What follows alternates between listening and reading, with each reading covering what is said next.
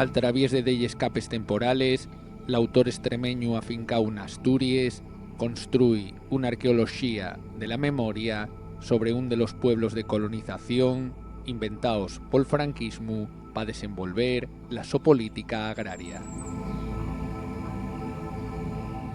Paisaje Nacional es el nuevo libro que he publicado ahora, que está editado por Alianza.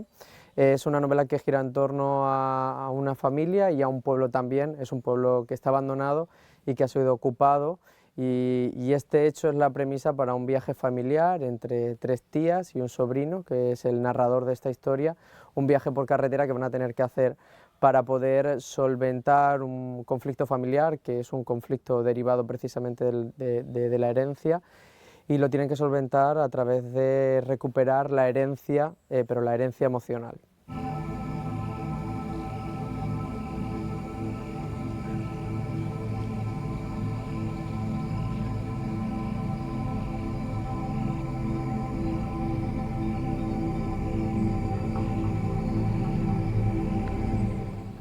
Paisaje Nacional es prácticamente todo un monólogo que hay por parte del narrador de esta historia, que le está contando a la persona que tiene delante en una cena para intentar explicarle unos hechos que le han ocurrido en este pueblo abandonado, en torno al que gira la novela, y este viaje que hace con sus 3 tías.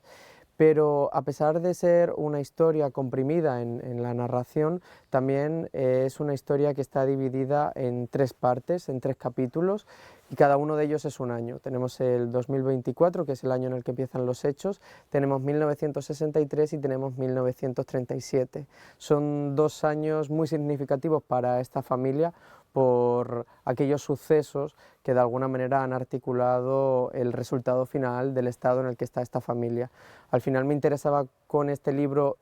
poder ir ahondando, ir escarbando, igual que se escarba en la tierra, poder ahondar en los secretos familiares, en los relatos familiares, para poder encontrar lo que ha quedado abajo, ¿no? Y también esos cuerpos que han quedado enterrados.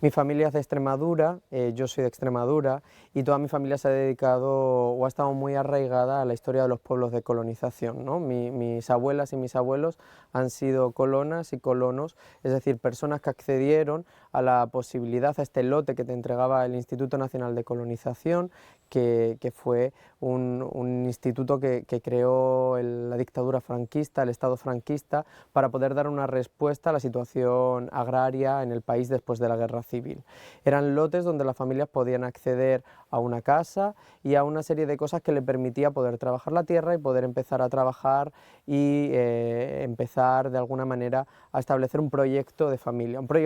que estaba muy regido por los estatutos y que determinaban quién eran las personas que podían acceder y quiénes no a obtener uno de estos lotes. Los pueblos de colonización fueron unas construcciones muy modernas en su momento, que se hacen a mitad del siglo XX, y aunque la gran mayoría de estos pueblos han terminado siendo pueblos tal como podemos entender ahora mismo, con un ayuntamiento y pueblos modernos, también hay algunos casos de proyectos que no llegaron a efectuarse o pueblos que fueron abandonados. Entonces me interesaba mucho poder utilizar este hecho tan concreto, los pueblos de colonización de España, que es un paisaje bastante desconocido, pero que fue muy protagonista en su momento, poder utilizarlo para reflexionar acerca del acceso a la vivienda y el acceso a la tierra también, ¿no? Ya no solo teníamos